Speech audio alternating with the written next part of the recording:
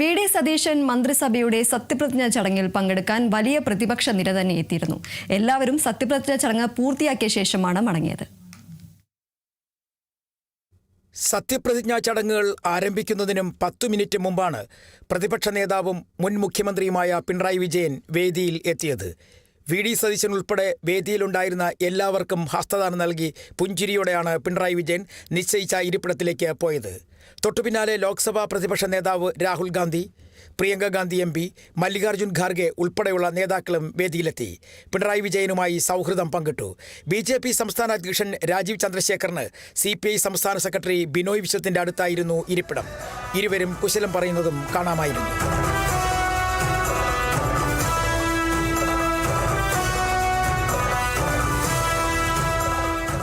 CPIM സംസ്ഥാന secretary MV Govindan master ഉൾപ്പെടെ പ്രതിപക്ഷ കക്ഷി നേതാക്കളെല്ലാം ചടങ്ങിൽ പങ്കെടുക്കാൻ എത്തിയിരുന്നു.